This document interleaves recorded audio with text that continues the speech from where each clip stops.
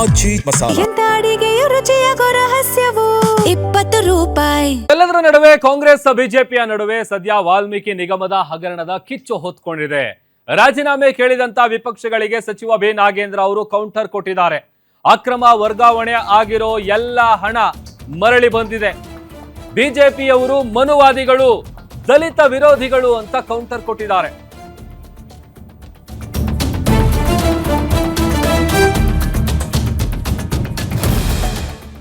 ಒಂದ್ ಕಡೆ ವಿಪಕ್ಷಗಳು ಬಿ ನಾಗೇಂದ್ರ ಅವರ ರಾಜೀನಾಮೆಗೆ ಒತ್ತಾಯವನ್ನ ಮಾಡ್ತಾ ಇದೆ. ಮತ್ತೊಂದ್ ಕಡೆ ರಾಜೀನಾಮೆ ಕೇಳ್ತಾ ಇರುವಂತ ವಿಪಕ್ಷಗಳಿಗೆ ಸಚಿವ ನಾಗೇಂದ್ರ ಅವರು ಕೌಂಟರ್ ಕೊಟ್ಟಿದ್ದಾರೆ. ಅಕ್ರಮ ವರ್ಗಾವಣೆ ಆಗಿರೋ ಎಲ್ಲ ಹಣ ವಾಪಸ್ ಬಂದಿದೆ. ಬಿಜೆಪಿಯವರು ಮನುವಾದಿಗಳು, ದಲಿತ ವಿರೋಧಿಗಳು.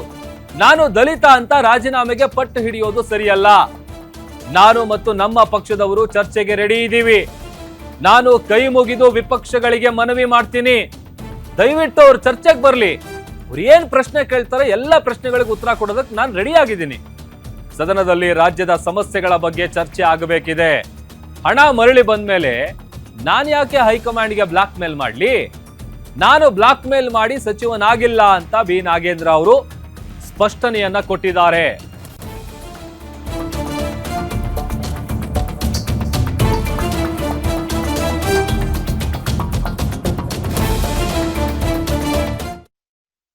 ವಿಧಾನಮಂಡಲ ಅಧಿವೇಶನ ಆರಂಭವಾದ ದಿನದಿಂದಲೂ ಸಹ ವಿಪಕ್ಷಗಳು ಸಚಿವ ನಾಗೇಂದ್ರ ಅವರ ರಾಜೀನಾಮೆಗೆ ಪಟ್ಟನ್ನು ಹಿಡಿದು ಹೋರಾಟವನ್ನು ಮಾಡ್ತಾ ಇರುವಂಥದ್ದು.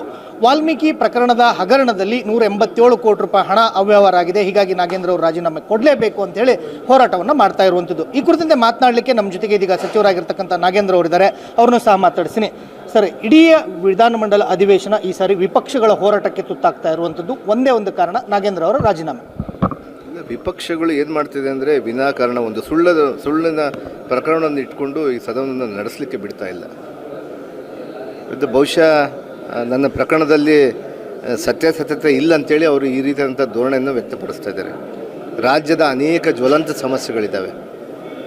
ರಾಜ್ಯದಲ್ಲಿ ಬರಗಾಲ ಇದೆ, ಅನೇಕ ಯುವಕರ ಒಂದು ವಿಚಾರಗಳಿದ್ದಾವೆ. ಅದಕ್ಕಿಂತ ಹೆಚ್ಚಾಗಿ ಕಾವೇರಿ ಭಾಗದ ರೈತರಿಗೆ ಭಾಳ ತೊಂದರೆಗೊಳಗಾಗಿದ್ದಾರೆ. ಅವನ್ನೆಲ್ಲ ಕೂಡ ಚರ್ಚೆಗೆ ಮಾಡಬೇಕು, ಚರ್ಚೆಗೆ ಬರಬೇಕು. ನಾವು ಮುಕ್ತವಾಗಿ ನಾವು ಹೇಳ್ತಾ ಇದ್ದೀವಿ, ಬನ್ನಿ ಸ್ವಾಮಿ ಚರ್ಚೆಗೆ ಬನ್ನಿ. ಈ ಕೇಸ್ನ ಇಟ್ಕೊಂಡು ಈ ಕೇಸ್ ಬಗ್ಗೆ ಕೂಡ ನನ್ನ ರಾಜೀನಾಮೆ ಕೇಳೋ ಬದಲು ಒಂದು ಚರ್ಚೆಗೆ ಬನ್ನಿ, ನಮ್ಮ ಸತ್ಯಾಸತ್ಯತೆಗಳನ್ನು ಹೇಳ್ತೀವಿ ಅನ್ನುವಂಥ ವಿಚಾರವನ್ನು ನಾವು ಹೇಳ್ತಾ ಇದ್ದೀವಿ. ಬಟ್ ಆದರೂ ಬರ್ತಾ ಇಲ್ಲ. ಅವರು ಏನು ಮಾಡಬೇಕು? ನಾವು ಇನ್ನು ಅವರು ನಮ್ಮ ಸದನದಲ್ಲಿ ಬಾವಿಗೂ ಬರ್ತಾ ಇಲ್ಲ.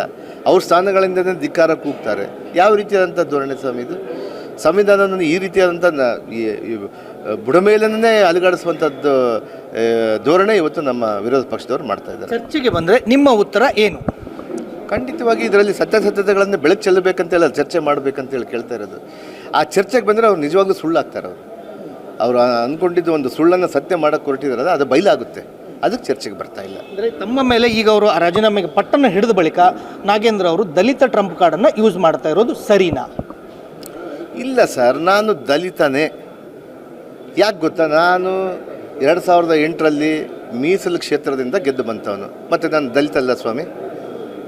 ನಾನು ಪರಿಶಿಷ್ಟ ಪಂಗಡದಿಂದ ಬಂದು ಒಬ್ಬ ದಲಿತನಾಗಿ ಬಂದು ಅಲ್ಲಿ ನಾನು ದಲಿತರ ಎಲ್ಲ ಒಂದು ಉಪಯೋಗಗಳನ್ನು ತೆಗೆದುಕೊಂಡು ಬಂದು ನಾನು ಅಲ್ಲಿ ಶಾಸಕನಾಗಿ ಬಂದಿದ್ದಕ್ಕೆ ನಾನು ದಲಿತಲ್ಲ. ಮತ್ತು ದಲಿತ ಅಂತೇಳಿ ನಾನು ಬೇರೆ ಅಂತೇಳಿದ್ರೆ ಒಪ್ಕೊತೀರಾ ನೀವು? ಒಪ್ಕೊಳ್ಳೋಕ್ಕಾಗಲ್ಲ ಸ್ವಾಮಿ.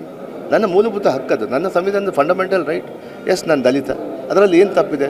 ನಾನು ಒಂದು ವಿಚಾರವನ್ನು ವ್ಯಕ್ತಪಡಿಸಲಿಕ್ಕೆ ತಮ್ಮ ಮಾಧ್ಯಮದ ಮೂಲಕ ಹೇಳೋಕ್ಕೆ ಇಷ್ಟಪಡ್ತೀನಿ. ದಲಿತ ಅನ್ನುವಂಥದ್ದು ಯಾವುದೋ ನನ್ನ ರಕ್ಷಣೆಗಾಗಿ ತೊಗೊತಾ ಇಲ್ಲ. ನಾನು ಹುಟ್ಟು ದಲಿತ, ಸಾಯೋವಾಗೂ ಕೂಡ ದಲಿತ ಅಂತೇಳಿ ವಿಚಾರವನ್ನು ಹೇಳಲಿಕ್ಕೆ ನಾನು ಇಷ್ಟಪಡ್ತೀನಿ. ಮೊದಲು ನಿಮ್ಮ ಮೇಲೆ ಆರೋಪ ಬಂದಂಥ ಸಂದರ್ಭದಲ್ಲಿ ತಾವು ನೈತಿಕ ಹೊಣೆಯನ್ನು ಹೊತ್ತು ರಾಜೀನಾಮೆಯನ್ನು ಕೊಟ್ಟಿದ್ರಿ. SIT ತನಿಖೆಯಲ್ಲಿ ಕ್ಲೀನ್ ಚೀಟು ಸಹ ಸಿಕ್ತು. ಆದರೆ ಈಗ ವಿಪಕ್ಷಗಳ ವಾದ ಏನಂದರೆ ಇನ್ನೂವರೆಗೂ ಸಹ ಈ ಪ್ರಕರಣ ED ಮತ್ತು CBIಯಲ್ಲಿ ನಡೀತಾ ಇರುವಂಥದ್ದು. ಹೀಗಾಗಿ ನಾಗೇಂದ್ರ ಅವರು ಸಂಪೂರ್ಣವಾಗಿ ನಿರ್ದೋಷಿ ಆಗುವವರೆಗೂ ಸಹ ರಾಜೀನಾಮೆಯನ್ನು ಕೊಡಲಿ ಅನ್ನೋ ಒಂದು ವಾದ. EDಯಲ್ಲಿ ನನ್ನಿಂದ ಏನಾದರೂ ಹಣ ಜಪ್ತಿ ಮಾಡ್ತಾ ಅವರು ಆ ತನಿಖಾ ಸಂಸ್ಥೆಗಳು ಇಡೀ ದೇಶಕ್ಕೆ ಚಿಕ್ಕ ಮಕ್ಕಳನ್ನ ಹೇಳಿದ್ರು ಕೂಡ ಹೇಳ್ತಾರೆ ED ಯಾಕೆ ಬರುತ್ತೆ ಅಂಥೇಳಿ. ಅವರು ಯಾರನ್ನಾದರೂ ಒಬ್ಬರನ್ನ ಪ್ರಭಾವಿಗಳನ್ನ ಕಡಿಮೆ ಮಾಡಬೇಕಂದ್ರೆ ಈ ರೀತಿಯಾದಂಥ ಸಂಸ್ಥೆಗಳನ್ನು ಬಿಡ್ತಾ ಇದ್ದಾರೆ. ಇವತ್ತು EDಯಲ್ಲಿ ಅವರು ನನ್ನ ವಿನಾಕಾರಣ ಅರೆಸ್ಟ್ ಮಾಡಿದ್ರು. ನನ್ನಿಂದ ಯಾವುದೇ ಒಂದು ರೂಪಾಯಿ ಕೂಡ ನನ್ನಿಂದ ರಿಕವರಿ ಆಗಲಿಲ್ಲ. ಅದಕ್ಕಿಂತ ಹೆಚ್ಚಾಗಿ ಮೂಲ ಪ್ರಮಾಣದಲ್ಲಿ 184 ಕೋಟಿ ಕೂಡ ರಿವರ್ಸ್ ಆಗಿಬಿಟ್ಟಿದೆ, ಬಂದುಬಿಟ್ಟಿದೆ. ಅಕೌಂಟಲ್ಲಿ 100 ಕೋಟಿ ಹಂಗೆ ಇತ್ತು, ಅದನ್ನು ಫ್ರೀಸ್ ಮಾಡಿದ್ದೆ, ನಾನೇ ಫ್ರೀಸ್ ಮಾಡಿಸಿದ್ದೆ. ಅವತ್ತು ಮಂತ್ರಿ ಇದ್ದಾಗ ನಾನು ಮಂತ್ರಿ ಇರೋವರು ಕೂಡ ನಾನು ಕಾರ್ಯಚಟುವಟಿಕೆ ಮಾಡಿದೆ. ನಾನೇ SIT ರಚನೆ ಮಾಡಲಿಕ್ಕೆ ನಾನು ಇದು ಮಾಡಿದೆ. ನಮ್ಮ MD ಅವ್ರನ್ನ ಸಸ್ಪೆಂಡ್ ಮಾಡ್ತೀವಿ ಅಲ್ಲಿ. ಆ ರೀತಿಯಂಥ ಸಂದರ್ಭದಲ್ಲಿ ನಾನು ಅವತ್ತಿನ ಸಂದರ್ಭದಲ್ಲಿ ಯಾಕೆ ನಾನು ರಿಸೈನ್ ಮಾಡಿದ್ನಂದರೆ ತನಿಖೆಗೆ ಸಹಕರಿಸ್ಬೇಕಂತೇಳಿ ನಾನು ಅವತ್ತು ರಿಸೈನ್ ಮಾಡಿದ್ದೆ. ಆದರೆ ಇವತ್ತು ED ಆದಮೇಲೆ EDಯಲ್ಲಿ ಇಟ್ಕೊಂಡು EDದಂತ ಇನ್ನು ನಾವು ಏನು ಹೇಳೋಕ್ಕೆ ಬರೋದಿಲ್ಲ. ಅದು ನಮ್ಮ BJP ಅವರಿಗೆ ಅಚ್ಚುಮೆಚ್ಚಿನ ಒಂದು ಭಾಳ ಪ್ರೀತಿಯಾಗಿರುವಂಥ ಸಂಸ್ಥೆ ಅದು. ಅವರಷ್ಟೇ ಅವ್ರು ಮಾಡ್ತಾ ಇರೋದನ್ನು. ಬಟ್ ನಮ್ಮ ಸಂಸ್ಥೆಯ ಮೇಲೆ ನಮಗೆ ಗೌರವ ಇದೆ. ಇವತ್ತು CDI SIT ಭಾಳ ಅದ್ಭುತವಾದಂಥ ಕೆಲಸ ಮಾಡಿದ್ದಾರೆ, ಹಣ ರಿಕವರಿ ಮಾಡಿದ್ದಾರೆ. ED ಇದ್ದಾಗ ನಾನು ಈಗಾಗಲೇ ಕೂಡ ನ್ಯಾಯಾಲಯದಲ್ಲಿ ಪ್ರಕರಣದಲ್ಲಿ ಹಾಕಿದ್ದೀನಿ. ನಾನು ನೀವು ಇಡೀ ಸಂಪೂರ್ಣ ಹಣ ವಾಪಸ್ ಬಂದಿದೆ ಅಂತ ಹೇಳ್ತಾ ಇರುವಂಥದ್ದು. ಆದರೆ ಒಂದು ತನಿಖಾ ಸಂಸ್ಥೆಯ ವರದಿಯಲ್ಲಿ ಲೋಕಸಭೆ ಚುನಾವಣೆಗೆ ಹಣ ಬಳಕೆ ಆಯಿತು ಅನ್ನೋ ಒಂದು ಮಾಹಿತಿ ಇರುವಂಥದ್ದು ಸರ್. ಮತ್ತು ಸುಳ್ಳನ್ನು ಹೇಳ್ಕೊಂಡು ಹೋಗ್ತಾ ಇದ್ದಾರೆ, ಬೇಸ್ಲೆಸ್ ಆದಂಥ ಅಲಿಗೇಷನ್ ಕೊಡ್ತಾರೆ. ಈಗ ಹಂಗಾದ್ರೆ ನಾವು ರಾಮನ ಉಂಡಿ ಕದ್ದಂಥವರು ಪ್ರಧಾನಿಗೆ ಹೋಗಿದೆ ಅಂತಾರೆ ನೀವು ನಂಬ್ತೀರಾ? ಇದು ಬೇಸ್ಲೆಸ್ದಾಗಿ ಅಲಿಗೇಷನ್ ಮಾಡಿಕೊಡೋದು. ಯಾವುದೋ ಒಂದು ಚೀಟಿಗಳು ಅವಕ್ಕೆಲ್ಲ ಮಾನ್ಯತೆ ಇರಲ್ಲ. ಯಾರ್ದೋ ಚೀಟಿ ನಿನ್ನ ಜಾಬಲ್ಲಿ ನಾನು ಇಟ್ಬಿಟ್ಟು ನಾನು ನಿನ್ನ ಚೀಟಿ ನಿನ್ನ ಹತ್ರ ಸಿಕ್ಕಿದೆ ಅಂದರೆ ನಾನು ಹೆಂಗೆ ಹೇಳೋಕ್ಕಾಗುತ್ತೆ? ಅದಕ್ಕೆಲ್ಲ ಇದನ್ನೆಲ್ಲ ಕೂಡ ಪರಿಶೀಲಿಸಬೇಕಂದ್ರೆ ನ್ಯಾಯಾಲಯ ಮೊರೆ ಹೋಗಬೇಕು. ನ್ಯಾಯಾಲಯದಲ್ಲಿ ಪ್ರಕರಣ ಇದೆ, ನ್ಯಾಯಾಲಯದಲ್ಲಿ ಪ್ರಕರಣದಲ್ಲಿ ನನ್ನ ಜಯ ಸಿಗುತ್ತೆ ಅಂತೇಳಿ ಭಾಳ ದೊಡ್ಡ ನಂಬಿಕೆ ಇದೆ. ಈ ದೇಶದ ನ್ಯಾಯಸ್ಥಾನದ ಮೇಲೆ ಭಾಳ ದೊಡ್ಡ ನಂಬಿಕೆ ಇದೆ.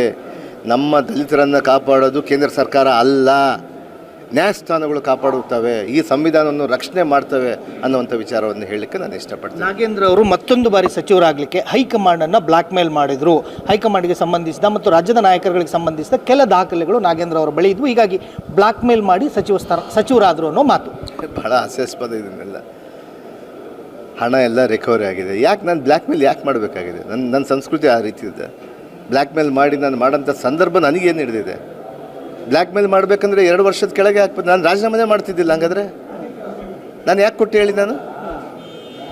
ನನ್ನ ಪ್ರಶ್ನೆ ಇಷ್ಟೇ. ನಾನು ಬ್ಲ್ಯಾಕ್ ಮೇಲ್ ಮಾಡೋಂಥ ಸಂದರ್ಭದಲ್ಲಿ ಇದ್ದಾಗ ಅವತ್ತು ಮಾಡ್ಬೋದು, ಇವತ್ತು ಮಾಡ್ಬೋದು ಅಂತ ಸಂದರ್ಭದಲ್ಲಿ ಅವತ್ತೇ ಯಾಕೆ ನಾನು ಮಾಡಲಿಲ್ಲ? 2 ವರ್ಷ ನಾನು ಯಾಕೆ ಕಾಯಬೇಕಾಯಿತು? ಜೈಲಿಗೆ ಯಾಕೆ ಹೋಗ್ಬೇಕಾಯ್ತು ನಾನು? ಇವನ್ನೆಲ್ಲ ಇರ್ತಾವ್ರಿ. ಬೇಸ್ಲೆಸ್ ಆಗಿ ಅಲಿಗೇಷನ್ ಇಲ್ದೇ ಯಾವುದೋ ಒಂದು ವಿನಾಕಾರಣದಿಂದ ಮಾಡ್ತಾ ಇರ್ತಾರೆ ಅಂದರೆ ಅದಕ್ಕೆ ಉತ್ತರ ಕೊಡೋಕ್ಕೆ ನಮ್ಗೆ ಆಗೋದಿಲ್ಲ. ಇದಿಷ್ಟು ಸಚಿವರಾಗಿರ್ತಕ್ಕಂಥ ನಾಗೇಂದ್ರ ಅವರ ಮಾತುಗಳು. ನಾನು ಈ ಪ್ರಕರಣದಲ್ಲಿ ನಿರ್ದೋಷಿ, ಹೀಗಾಗಿ ರಾಜೀನಾಮೆ ಕೊಡೋ ಮಾತಿಲ್ಲ ಅನ್ನೋ ಒಂದು ಮಾತುಗಳನ್ನು ಹೇಳ್ತಾ ಇರುವಂಥದ್ದು. ಕ್ಯಾಮ್ರಾಮನ್ ಅಜಯ್ ಜೊತೆ ವೀರೇಶ್ ದಾನಿ, ಗ್ಯಾರಂಟಿ ನ್ಯೂಸ್, ಬೆಂಗಳೂರು.